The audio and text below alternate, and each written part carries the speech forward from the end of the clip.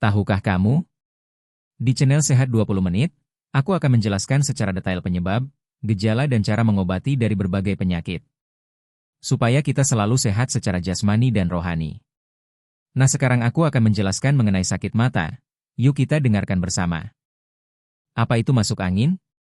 Masuk angin bukanlah diagnosis medis resmi, melainkan istilah dalam medis tradisional Indonesia dan Asia Timur untuk menggambarkan kumpulan gejala seperti perut kembung, begah, atau sering sendawa, pusing atau kepala terasa berat, pegal-pegal atau meriang, mual, kadang disertai muntah, tidak enak badan, meriang tanpa demam tinggi, sering buang angin, dan kadang disertai keringat dingin.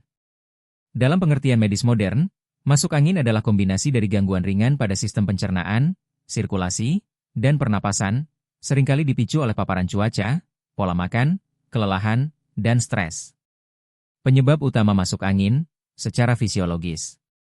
1. Paparan udara dingin atau angin secara berlebihan. Ketika tubuh terkena udara dingin dalam waktu lama, misalnya saat naik motor malam, kehujanan, atau tidur dengan kipas pendingin udara langsung mengarah ke tubuh, pembuluh darah di permukaan kulit menyempit, vasokonstriksi.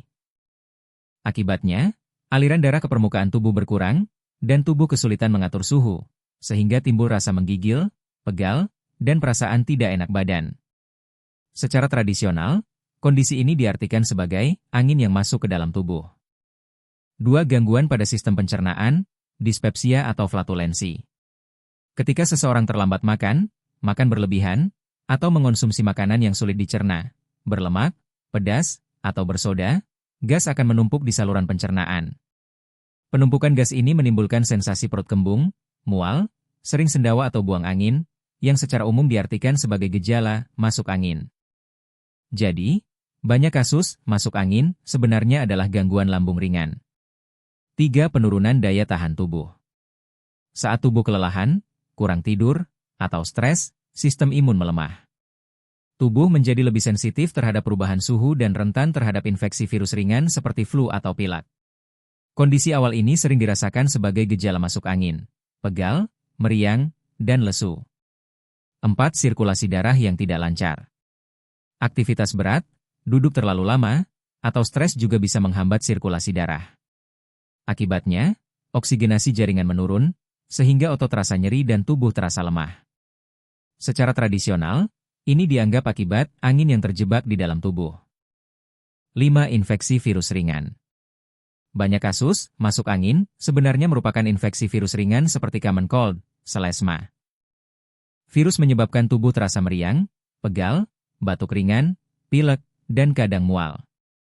Karena gejala awalnya mirip, masyarakat sering menyebutnya masuk angin.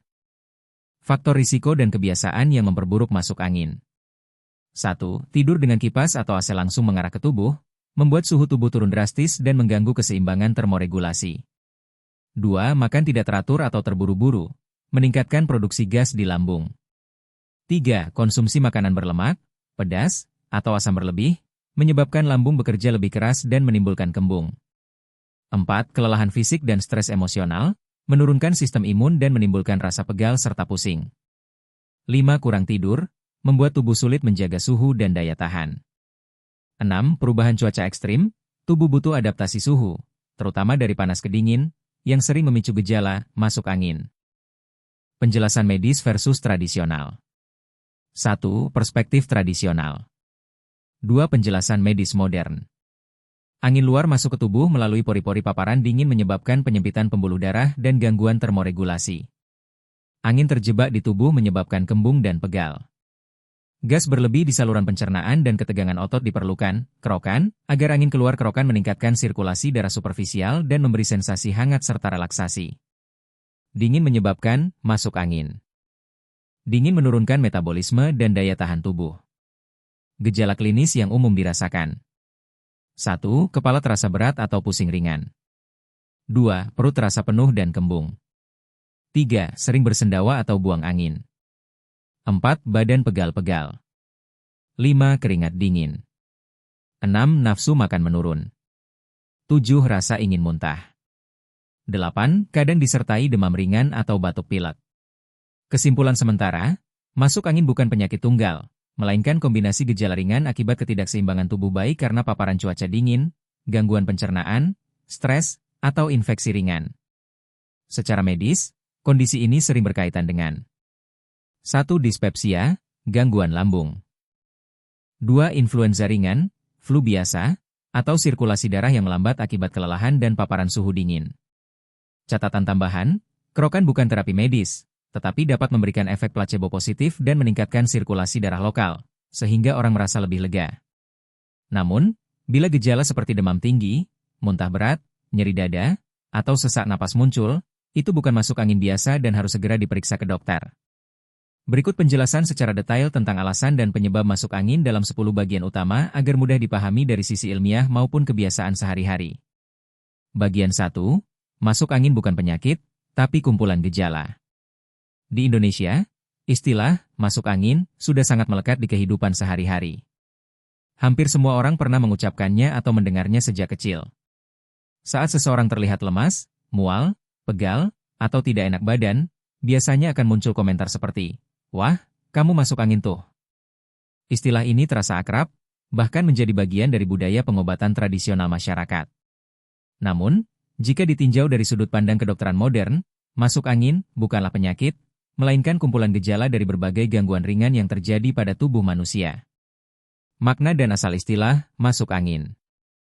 Kata masuk angin secara harfiah mengandung makna bahwa ada angin yang masuk ke dalam tubuh, lalu menyebabkan seseorang merasa tidak nyaman.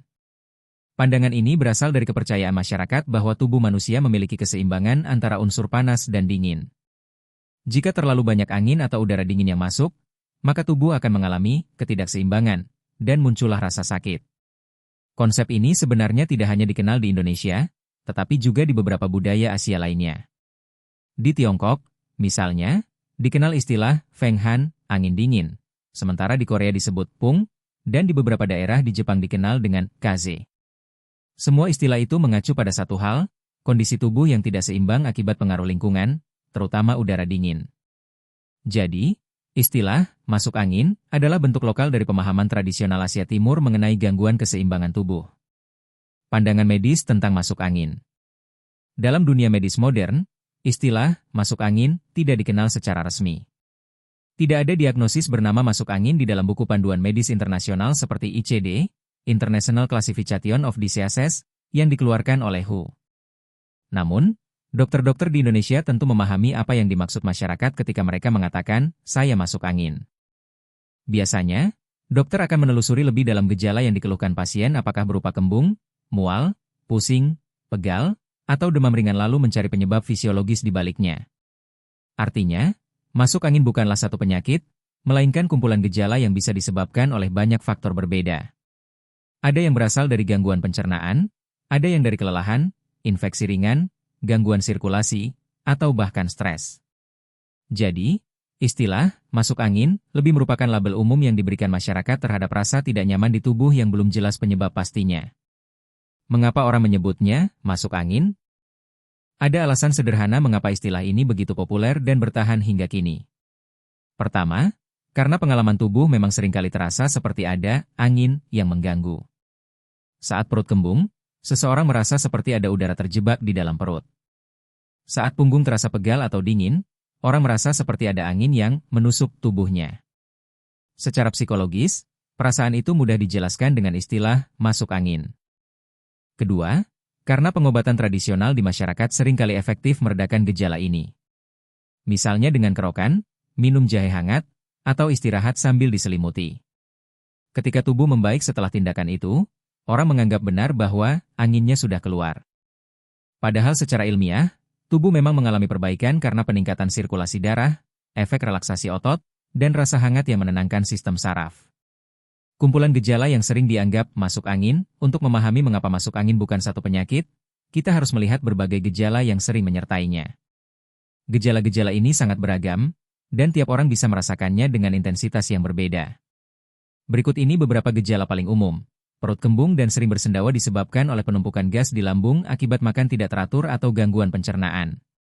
Rasa mual atau ingin muntah bisa karena refluks asam lambung atau efek samping dari makanan tertentu. Tubuh terasa pegal, terutama di punggung dan bahu seringkali karena otot tegang akibat kelelahan atau sirkulasi darah yang tidak lancar.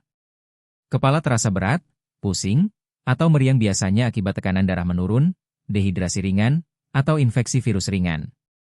Keringat dingin dan badan lemas bisa karena kadar gula darah menurun atau kelelahan fisik. Demam ringan, hidung tersumbat, atau batu kecil menandakan kemungkinan infeksi saluran napas atas yang ringan, seperti flu biasa. Nafsu makan menurun dan sulit tidur akibat sistem pencernaan dan hormon stres yang terganggu. Jika diperhatikan, semua gejala di atas tidak spesifik hanya pada satu penyakit. Gejala seperti itu bisa muncul karena banyak hal. Maka tidak heran jika masyarakat menyatukannya dalam istilah tunggal, masuk angin. Keterkaitan dengan sistem tubuh masuk angin dapat melibatkan 3 sistem utama tubuh: sistem pencernaan, sistem sirkulasi, dan sistem saraf. Pada sistem pencernaan, gangguan biasanya berupa penumpukan gas, asam lambung naik, atau lambatnya proses pencernaan. Pada sistem sirkulasi darah, penyempitan pembuluh darah akibat udara dingin membuat aliran darah kurang lancar. Pada sistem saraf, stres atau kelelahan membuat tubuh sulit beradaptasi dengan perubahan suhu atau kelelahan fisik. Ketika ketiga sistem ini terganggu secara bersamaan, tubuh mengirim sinyal ketidaknyamanan seperti mual, kedinginan, pegal, dan pusing. Sinyal inilah yang kemudian disebut sebagai masuk angin. Mengapa tidak ada tes medis untuk masuk angin? Jika kamu pergi ke rumah sakit dan berkata, "Saya masuk angin," dokter tidak akan menemukan hasil laboratorium yang menunjukkan angka khusus. Tidak ada pemeriksaan darah, urin, atau röntgen yang bisa menunjukkan seseorang positif masuk angin. Hal ini karena, sekali lagi, masuk angin bukan penyakit tunggal, melainkan gejala umum dari berbagai kondisi. Namun, dokter dapat mencari penyebab yang mendasari gejalamu. Jika kamu sering mual dan kembung, dokter akan memeriksa lambungmu. Jika kamu demam dan meriang, mungkin akan dilakukan pemeriksaan infeksi virus. Jika kamu sering pegal dan pusing, bisa jadi karena tekanan darah rendah atau kelelahan. Dengan kata lain, istilah masuk angin hanyalah cara sederhana masyarakat menjelaskan keluhan tubuh yang kompleks. Budaya dan persepsi kolektif. Fenomena masuk angin juga tidak lepas dari pengaruh budaya dan psikologis. Di Indonesia, orang diajarkan sejak kecil bahwa bila merasa tidak enak badan, kemungkinan besar karena masuk angin. Maka, begitu tubuh terasa berbeda sedikit saja, orang langsung mengaitkannya dengan konsep itu. Akibatnya, istilah ini hidup dan terus diwariskan lintas generasi. Bahkan, banyak perusahaan obat tradisional dan jamu menggunakan istilah masuk angin dalam produk mereka, seperti minuman herbal, minyak gosok, atau balsam. Karena sudah diterima secara luas oleh masyarakat, istilah ini kini menjadi identitas budaya kesehatan Indonesia, sesuatu yang tidak dimiliki oleh negara lain. Dari sisi psikologis, sugesti juga memainkan peran penting. Ketika seseorang yakin bahwa ia sedang masuk angin, maka ia akan merasakan gejala itu lebih nyata. Sebaliknya, setelah kerokan atau minum jahe, ia merasa lega dan percaya bahwa anginnya sudah keluar. Dalam ilmu psikologi, ini disebut efek placebo, di mana keyakinan seseorang terhadap suatu pengobatan dapat mempercepat pemulihan. Masuk angin sebagai bahasa tubuh. Jika kita melihat lebih dalam, masuk angin sebenarnya adalah cara tubuh berkomunikasi dengan kita. Ketika tubuh mulai terasa tidak nyaman, lesu, kembung, atau meriang, itu adalah tanda bahwa tubuh sedang kelelahan atau tidak seimbang. Tubuh membutuhkan istirahat, nutrisi yang baik, dan waktu untuk memulihkan diri. Sayangnya, dalam kesibukan sehari-hari, banyak orang mengabaikan tanda-tanda awal ini. Maka tubuh memperingatkan dengan gejala yang lebih terasa yang oleh masyarakat disebut masuk angin. Jadi, daripada memandang masuk angin sebagai penyakit yang harus ditakuti, sebaiknya kita memahaminya sebagai peringatan alami agar kita memperhatikan kesehatan diri. Tubuh manusia memiliki kemampuan luar biasa untuk menyeimbangkan diri, asalkan diberi kesempatan. Peran pengobatan tradisional. Salah satu alasan mengapa konsep masuk angin tetap bertahan hingga kini adalah karena pengobatan tradisionalnya terbukti membantu banyak orang merasa lebih baik. Kerokan, misalnya, dapat meningkatkan aliran darah di bawah permukaan kulit, membuat tubuh terasa hangat, dan meredakan ketegangan otot. Secara ilmiah, tindakan ini memicu respon tubuh terhadap luka ringan di permukaan kulit yang justru meningkatkan sirkulasi darah lokal dan mempercepat pembuangan zat sisa metabolisme. Minuman hangat seperti jahe, serai, atau madu juga membantu memperbaiki fungsi pencernaan dan memberikan efek relaksasi. Meski bukan penyembuhan medis spesifik, cara-cara ini bekerja dengan mendukung mekanisme alami tubuh dalam memulihkan diri. Inti dari konsep masuk angin. Dari semua uraian di atas, dapat disimpulkan bahwa masuk angin bukanlah entitas penyakit tunggal, melainkan reaksi tubuh terhadap ketidakseimbangan internal dan eksternal. Penyebabnya bisa berasal dari berbagai hal: udara dingin, kelelahan, gangguan pencernaan, stres, hingga infeksi virus ringan. Semua itu memunculkan kumpulan gejala yang akhirnya disatukan masyarakat dengan istilah masuk angin. Dengan memahami bahwa masuk angin bukan penyakit, kita dapat menanggapinya dengan lebih bijak. Tidak perlu panik, tetapi juga tidak boleh disepelekan. Jika gejala ringan seperti kembung, meriang, atau pegal muncul, istirahat, minum hangat, dan perawatan sederhana biasanya cukup. Namun, jika gejala berlangsung lama atau disertai keluhan serius seperti sesak napas, nyeri dada, atau demam tinggi, segera periksa ke dokter karena bisa jadi itu bukan masuk angin biasa. Bagian 2, paparan udara dingin dan angin langsung ke tubuh. Di antara berbagai penyebab yang sering dikaitkan dengan masuk angin, paparan udara dingin dan hembusan angin langsung ke tubuh menempati posisi teratas dalam kepercayaan masyarakat. Hampir setiap orang Indonesia pernah mendengar nasihat seperti, jangan tidur pakai kipas, nanti masuk angin. Atau, kalau habis kehujanan jangan langsung mandi, bisa masuk angin. Nasihat-nasihat ini berakar dari pengalaman turun-temurun dan diamini oleh banyak orang, bahkan sebelum sains menjelaskan apa yang sebenarnya terjadi di dalam tubuh. Walau istilah masuk angin tidak dikenal dalam dunia medis, efek paparan udara dingin terhadap tubuh manusia memang nyata secara fisiologis. Udara dingin bisa memengaruhi sirkulasi darah, sistem saraf, dan metabolisme tubuh. Maka tidak heran, ketika tubuh terpapar dingin terlalu lama, seseorang bisa merasa menggigil, pegal, atau tidak enak badan, kondisi yang kemudian disebut masyarakat sebagai masuk angin. 1. Mekanisme tubuh saat terpapar udara dingin. Tubuh manusia memiliki mekanisme alami untuk mempertahankan suhu inti sekitar 36-37 C. Ketika suhu lingkungan menurun drastis atau ketika seseorang terkena angin dingin secara langsung, tubuh segera bereaksi dengan menyempitkan pembuluh darah di permukaan kulit. Proses ini disebut vasokonstriksi. Tujuannya adalah untuk mengurangi kehilangan panas melalui kulit agar suhu tubuh tetap stabil. Namun, penyempitan pembuluh darah ini memiliki efek samping.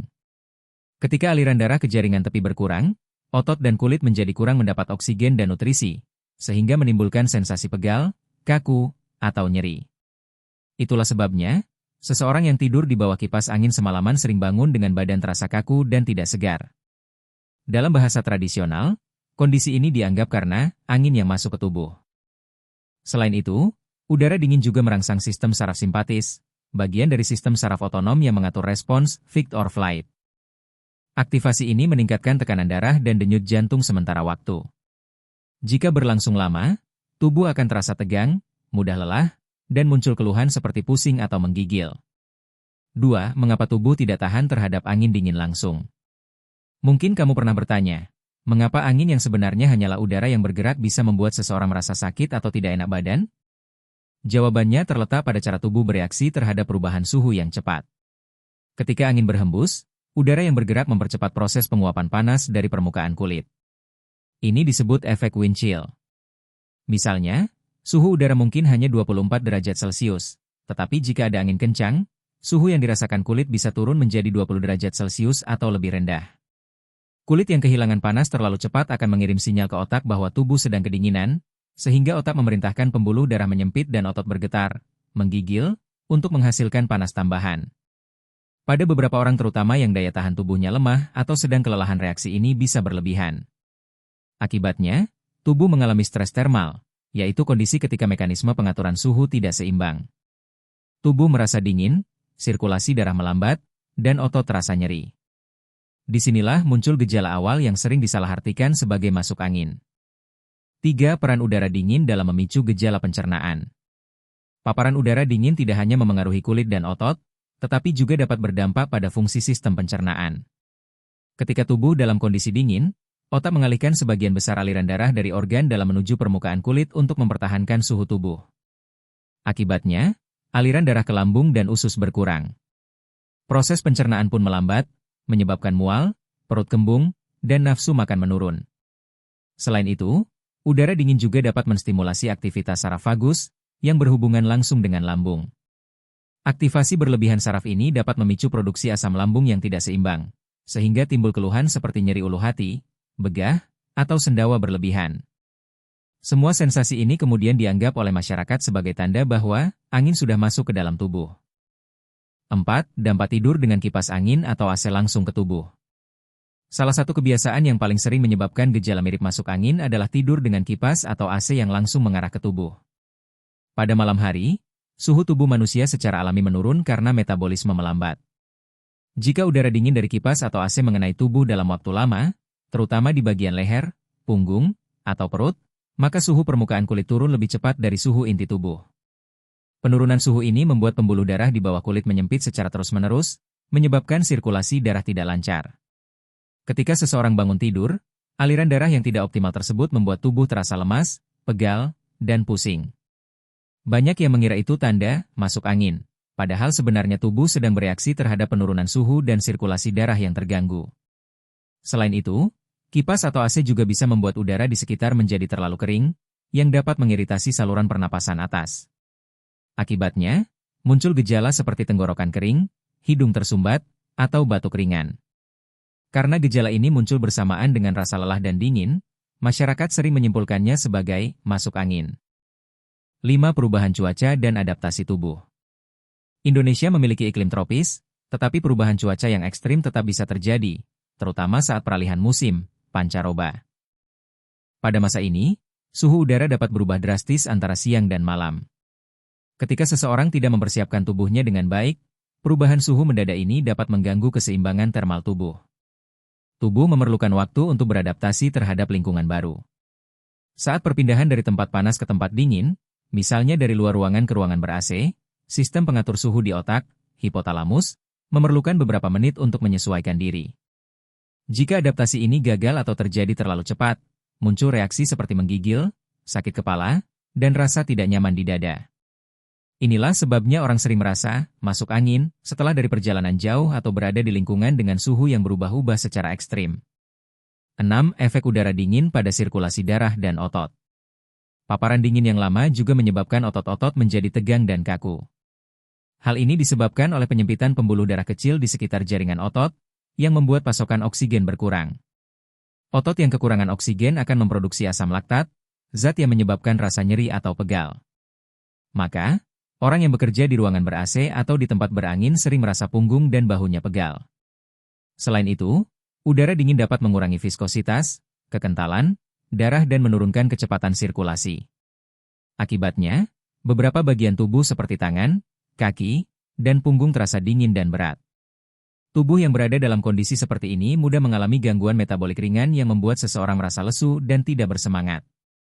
Dalam persepsi masyarakat, gejala ini merupakan tanda khas masuk angin. 7. Faktor daya tahan tubuh dan kondisi fisik. Tidak semua orang bereaksi sama terhadap udara dingin. Ada yang bisa tidur di bawah kipas angin tanpa masalah, tetapi ada juga yang mudah merasa tidak enak badan. Perbedaan ini ditentukan oleh daya tahan tubuh dan kondisi fisik individu. Orang yang sedang kelelahan, kurang tidur, atau dalam kondisi stres biasanya memiliki sistem imun yang menurun. Tubuh mereka tidak mampu beradaptasi dengan cepat terhadap perubahan suhu. Akibatnya, sedikit paparan udara dingin saja sudah bisa memicu reaksi berlebihan, seperti menggigil, pegal, atau mual. Selain itu, orang dengan kadar lemak tubuh rendah cenderung lebih sensitif terhadap udara dingin. Lemak tubuh berfungsi sebagai insulator alami yang menahan panas. Jika lapisan lemak tipis, panas tubuh akan cepat hilang. Itulah mengapa orang yang kurus lebih mudah merasa dingin dan rentan terhadap gejala mirip masuk angin dibandingkan orang yang memiliki massa tubuh lebih besar. 8. Kaitan udara dingin dengan sistem pernapasan. Udara dingin juga dapat memengaruhi sistem pernapasan. Saat udara dingin masuk ke saluran napas, terutama jika kering, maka selaput lendir di hidung dan tenggorokan akan mengalami iritasi. Kondisi ini menurunkan efektivitas bulu-bulu halus, silia, yang berfungsi menyaring debu dan mikroorganisme. Akibatnya, virus dan bakteri lebih mudah masuk ke saluran pernapasan. Itulah sebabnya, banyak orang mulai batuk, bersin, atau pilek setelah kehujanan atau terpapar angin malam. Padahal secara medis, yang terjadi bukan angin yang masuk, tetapi infeksi ringan akibat penurunan pertahanan alami tubuh. Namun, karena muncul bersamaan dengan gejala lemas dan meriang, masyarakat kembali menyebutnya dengan istilah masuk angin. 9. Persepsi tradisional dan fakta ilmiah. Dalam kepercayaan tradisional, angin dingin yang mengenai tubuh dianggap bisa masuk melalui pori-pori atau menyerang bagian tubuh tertentu, terutama punggung, tengkuk, dan perut. Angin yang masuk ini diyakini menumpuk di dalam tubuh dan menyebabkan rasa tidak nyaman. Itulah mengapa terapi seperti kerokan, pijat, atau balur minyak hangat dianggap dapat mengeluarkan angin dari tubuh. Secara ilmiah, yang sebenarnya terjadi adalah peningkatan sirkulasi darah di bawah kulit akibat gesekan dan panas. Proses ini membantu otot yang kaku menjadi lebih rileks, memperbaiki aliran darah, dan memberikan sensasi hangat. Jadi, walaupun konsep angin yang keluar tidak benar secara medis, efek fisiologis dari tindakan tersebut memang membuat tubuh terasa lebih nyaman. 10. Pencegahan paparan dingin yang berlebihan. Untuk mencegah kondisi yang sering disalahartikan sebagai masuk angin, langkah pencegahan sangat penting. Beberapa cara sederhana dapat dilakukan agar tubuh tidak mengalami stres termal akibat udara dingin. Gunakan pakaian yang sesuai suhu lingkungan. Jika cuaca sedang dingin atau berangin, gunakan jaket, syal, atau pakaian berlapis agar panas tubuh tetap terjaga. Hindari tidur dengan kipas atau AC langsung ke tubuh. Arahkan kipas ke dinding atau langit-langit, bukan langsung ke badan. Segera ganti pakaian setelah kehujanan. Pakaian basah mempercepat penurunan suhu tubuh. Minum minuman hangat seperti teh, jahe, atau susu hangat. Ini membantu menghangatkan tubuh dari dalam dan memperlancar peredaran darah. Istirahat cukup dan jangan memaksakan diri. Tubuh yang lelah lebih rentan terhadap perubahan suhu. Dengan langkah sederhana ini, tubuh akan tetap dalam kondisi stabil meskipun menghadapi udara dingin atau hembusan angin malam. Dari penjelasan di atas, jelas bahwa paparan udara dingin dan angin langsung ke tubuh memang dapat menyebabkan berbagai reaksi fisiologis yang membuat seseorang merasa tidak enak badan. Tubuh manusia dirancang untuk mempertahankan suhu yang stabil, dan setiap gangguan terhadap keseimbangan ini akan memunculkan gejala seperti kedinginan, pusing, atau kaku otot. Dalam budaya Indonesia, gejala-gejala itu dikenal dengan sebutan masuk angin. Walau bukan istilah medis, masuk angin menggambarkan cara tubuh bereaksi terhadap perubahan suhu dan aliran darah yang terganggu. Maka, menjaga tubuh agar tetap hangat dan tidak terpapar angin secara langsung bukan sekadar mitos, tetapi bentuk nyata dari menjaga kestabilan tubuh. Banyak dari kita menganggap masuk angin hal sepele hanya rasa tidak enak badan, kembung, meriang, lalu selesai dengan kerokan atau minum jamu hangat. Padahal, di balik istilah yang terdengar sederhana itu, tersimpan pesan penting dari tubuh. Tubuh sebenarnya sedang berusaha berbicara, memberi tanda bahwa ada sesuatu yang tidak seimbang entah karena kelelahan, stres, udara dingin, atau pola hidup yang berantakan. Tubuh manusia adalah sistem yang luar biasa. Ia tidak pernah diam. Ia bekerja siang dan malam menjaga keseimbangan suhu, mengatur pernapasan, mengedarkan darah, dan melindungi kita dari serangan penyakit. Tetapi ketika kita abai tidur larut, makan tak teratur, terlalu lama di depan kipas, atau bekerja tanpa istirahat maka tubuh mulai memberi sinyal halus. Kadang berupa rasa dingin di tengkuk, kadang perut terasa begah, kadang sekadar sendawa kecil. Namun bila terus diabaikan, tanda itu berubah menjadi keluhan yang kita kenal sebagai masuk angin.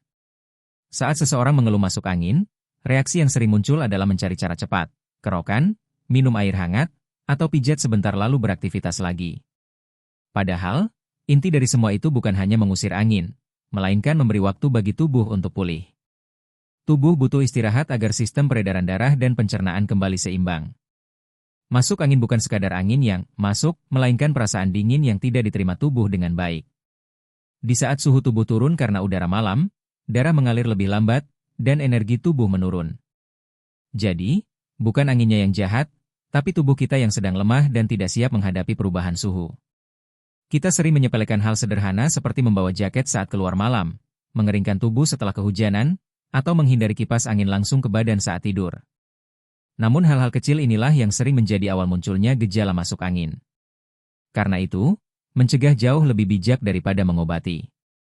Ada filosofi menarik dari istilah masuk angin. Ia mengajarkan kita tentang keseimbangan antara panas dan dingin, antara kerasnya dunia luar dan kelembutan diri kita sendiri. Udara luar tak bisa dihindari, sama seperti tantangan hidup yang datang setiap hari. Namun kita bisa menjaga tubuh dan hati agar tetap hangat, agar tak mudah kemasukan dingin, baik secara fisik maupun batin. Tubuh yang hangat bukan hanya soal suhu, tetapi juga soal perhatian. Seseorang yang terlalu keras pada dirinya sendiri memaksa bekerja tanpa henti, menunda makan, atau mengabaikan rasa lelah sebenarnya sedang mendinginkan tubuhnya perlahan. Ia mungkin terlihat kuat, tetapi di dalam, sistem tubuhnya mulai kehilangan energi. Akhirnya, Masuk angin datang sebagai pengingat lembut, berhentilah sebentar. Tubuhmu butuh kamu. Untuk mencegah tubuh mengalami kondisi ini, kita tidak perlu obat mahal atau perawatan rumit. Yang dibutuhkan adalah perhatian kecil dan kebiasaan konsisten. Beberapa langkah sederhana berikut bisa menjadi pengingat sehari-hari. 1. Jaga suhu tubuh tetap hangat. Hindari terlalu lama di udara dingin tanpa pelindung tubuh. Gunakan jaket saat naik motor malam, hindari pakaian basah terlalu lama, dan jangan tidur dengan kipas langsung mengarah ke badan. 2. Perhatikan pola makan. Jangan biarkan perut kosong terlalu lama. Makanlah secara teratur dengan porsi seimbang.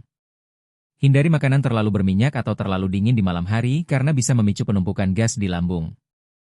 3. Minum air hangat secara rutin.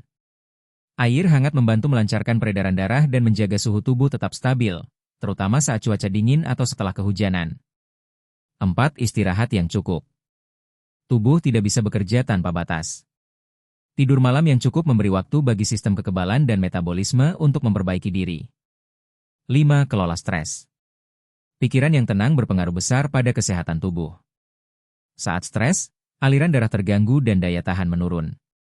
Temukan cara menenangkan diri seperti meditasi, doa, atau sekadar berbincang dengan orang terdekat. 6. Jangan abaikan tanda-tanda awal. Begitu tubuh mulai terasa tidak enak, perut kembung, tengkuk dingin, atau badan meriang, segera tanggapi. Minum air hangat, istirahat, atau gunakan balsem ringan. Jangan tunggu sampai tubuh benar-benar drop. 7. Lakukan peregangan ringan dan aktivitas fisik. Gerakan tubuh memperlancar aliran darah, menghangatkan otot, dan membantu tubuh menyesuaikan suhu dengan lingkungan. Jalan kaki pagi, senam ringan, atau peregangan bisa sangat membantu. Masuk angin, pada akhirnya, bukanlah musuh. Ia adalah bahasa tubuh yang selama ini jarang kita dengar. Setiap sendawa, setiap kedinginan, setiap rasa nyeri kecil adalah cara tubuh berbicara, meminta perhatian, bukan hanya tindakan instan. Tubuh bukan mesin yang bisa terus dipaksa. Ia adalah sahabat hidup yang setia. Ia memberi tanda setiap kali ada yang tidak seimbang. Saat kita mulai memperhatikan, kita belajar mencintai diri sendiri dengan cara yang sederhana, dengan tidur cukup, makan teratur, dan melindungi diri dari dingin. Dalam kehidupan modern yang serba cepat, orang mudah lupa bahwa kesehatan bukan hanya tentang tidak sakit, tapi tentang mendengarkan kebutuhan tubuh. Kadang kita menganggap sehat berarti kuat bekerja tanpa lelah, padahal tubuh yang benar-benar sehat adalah tubuh yang tahu kapan harus berhenti. Masuk angin mungkin hanyalah istilah tradisional, tapi maknanya dalam sekali. Ia mengingatkan kita bahwa dingin bisa datang dari mana saja, dari udara malam, dari stres, bahkan dari rasa cuek terhadap diri sendiri. Namun, di sisi lain, kehangatan juga bisa kita ciptakan sendiri dari perhatian kecil, dari secangkir air jahe, dari istirahat yang cukup, dan dari kasih sayang pada tubuh sendiri. Jangan tunggu tubuh memberi tanda keras baru kita sadar. Karena ketika tubuh mulai melemah, ia tidak lagi berbisik, ia akan memaksa kita berhenti. Maka sebelum itu terjadi, belajarlah mendengar. Dengarkan setiap sinyal kecil. Jika hari ini kamu merasa sedikit tidak enak badan, jangan buru-buru menyalahkan angin atau cuaca. Mungkin tubuhmu hanya ingin kamu istirahat sebentar, menghirup udara hangat, dan bersyukur atas napas yang masih bisa kamu rasakan. Hidup akan selalu penuh angin, kadang lembut, kadang kencang. Tapi selama kita tahu cara menjaga kehangatan di dalam diri, angin tak akan pernah benar-benar bisa masuk ke tubuh kita. Sekian untuk pembelajaran kita. Semoga dari video ini kita bisa mengatasi berbagai penyakit dan segera diberi kesembuhan. Sampai jumpa di video selanjutnya.